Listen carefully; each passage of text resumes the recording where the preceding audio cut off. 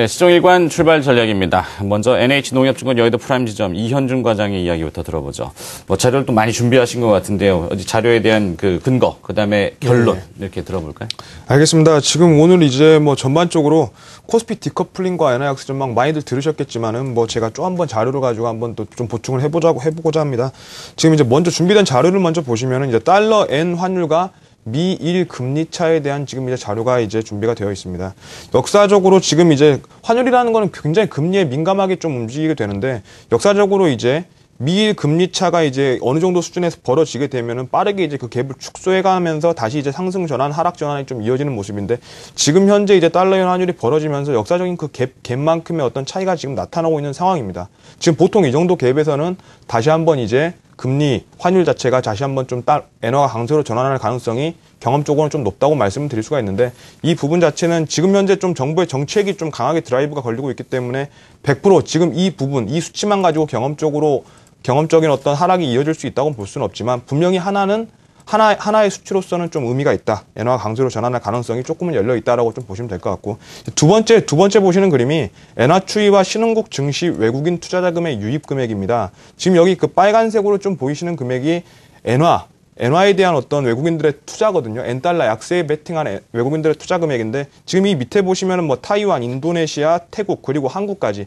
이렇게 4개국 증시에 들어와 있는 투자 자금보다 엔화 약세에 베팅해 놓은 돈이 더 많다는 얘기예요. 지금 이렇게 굉장히 대규모의 자금이 지금 엔화 약세에 베팅이 돼 있기 때문에 오히려 그 과정에서 좀 증시 영향과는 상관없이 좀 이머징 증시들이 좀 소외를 받는 증시들이 있다.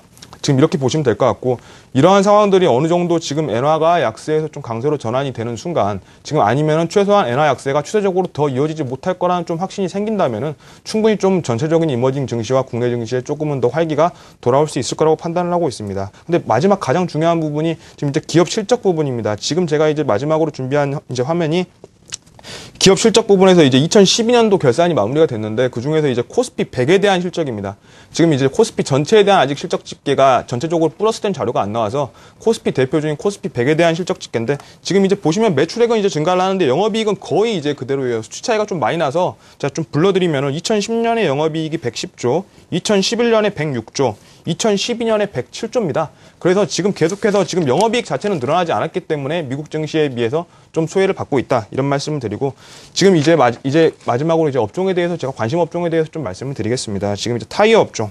제가 오늘 들고 나온 업종이 타이어 업종인데 지금 이제 이렇게 전체적으로 좀 쉽지 않은 상황에서 현대기아차의 판매량 증가 시점이 2009년부터 좀 시작이 됐죠. 2008년 말부터 좀 계속해서 시작이 됐는데 그게 지금 5년 차가 되면서 리타이어 주류, 타이어가 이제 교체될 수요가 좀 왔습니다. 이렇게 좀 사이클상으로 좀 유리한 상황이 있고 저희가 지금 계속해서 지금 화학 시장이 안 좋고 화학 주가도 안 좋잖아요.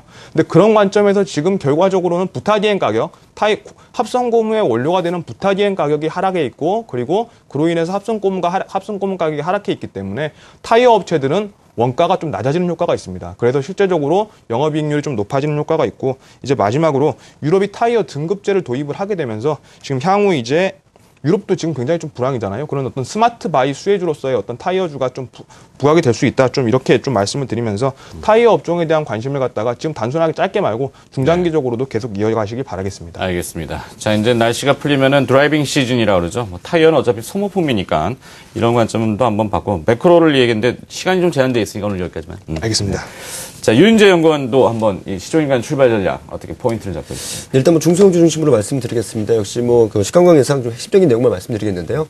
역시 중소형주 특히 코스닥을 움직이는 두 가지 크게 개인적인 의견일 수 있겠지만 축을 본다면 역시 갤럭시 S4를 중심으로 한 부품주 중심, 그다음에 신정부로 들어서면서 정책 수혜주들을 보겠는데요. 일단 신정부 수혜주 크게 5가지 섹터인데 그 중에서 오늘 역시 제약이나 헬스케어 쪽에 대한 부분을 좀 말씀드릴 거고요. 두 번째는 아까 말씀드린 대로 갤럭시 S4 부품주들이 계속 갈 것이다라는 쪽에 대해서 말씀을 드려보도록 하겠습니다. 일단 첫 번째로 그 신정부 정책 수혜 중에서 그 제약 헬스케어 쪽을 특히 좀 강조를 드리겠는데요. 가장 큰 이유는 이제 3월 중에 그 제약산업 5개년 종합계획안이 발표될 예정입니다. 이미 어느 정도 예정된 건데 그 규모가 대략적으로 5년간 한 2조 3천억 원 정도 이제 지원이 되거든요. 세부적인 내용 시간 관계상 이제 나중에 이제 추후에 기회 됐을 때 말씀드리겠는데 한 2조 3조 원 정도의 추가적인 어떤 지원이 된 상황에서 또 우리나라 여건이 한국 노령화 증가율이 뭐 세계 3위고요. 그다음에 OECD 국가 중에서는 의료비 증가율이 뭐 6위를 기록하고 있기 때문에 전반적인 환경이라든지 정책적인 부분들이 맞물려서 올해 같은 경우에 특히 뭐 초반에도 그랬지만은 지속적으로 제약 헬스케어 쪽에 대한 부분들을 계속 강조해서 보셔야 될 것 같고요. 두 번째로는 그 갤럭시 S4 부품주들인데요. 역시 그 갤럭시 S4가 처음에 나왔을 때는 약간 호불호가 갈렸습니다. 뭐 아이폰 5 같은 어떤 그 전철을 밟는 게 아니라고 했는데 지금 같은 경우에 좀 세 가지 근거를 통해서 이제 갤럭시 S4가 판매량이 크게 증가될 수밖에 없다는 이제 전망이 나오고 있는데 역시 뭐 마찬가지입니다. 그 아이폰 그 5가 이제 경쟁 상대로서 상당히 약해져 있기 때문에 상대적으로 뭐 혁신까지는 아니더라도 충분히 하드웨어적인 강조를 통해서 이제 충분히 판매량이 늘어날 수 있다는 부분이 나올 수 있고요. 또 갤럭시 S4 이후에도 그 라인업이 계속 신제품이 출시될 수밖에 없기 때문에 그에 관련된 부품주들이 역시 공급의 부족 이기 때문에 수요가 늘어나기 때문에 공급 부족 때문에 그 관련 부품주들은 결국은 실적이 늘어날 수밖에 없는 그런 구조라는 점을 봤을 때 갤럭시 S4에 관련 부품주들을 역시 관심 있게 봐야 된다는 두 가지를 말씀드리고 싶고요.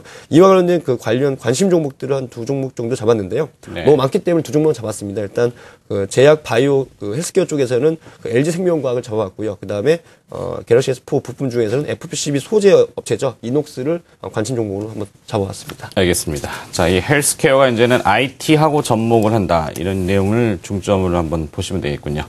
시종일관 출발 전략 NH농협증권 여의도 프라임 지점의 이현준 과장, 우리투자증권 머그클럽의 유윤재 연구원이 수고를 해주셨습니다. 고맙습니다.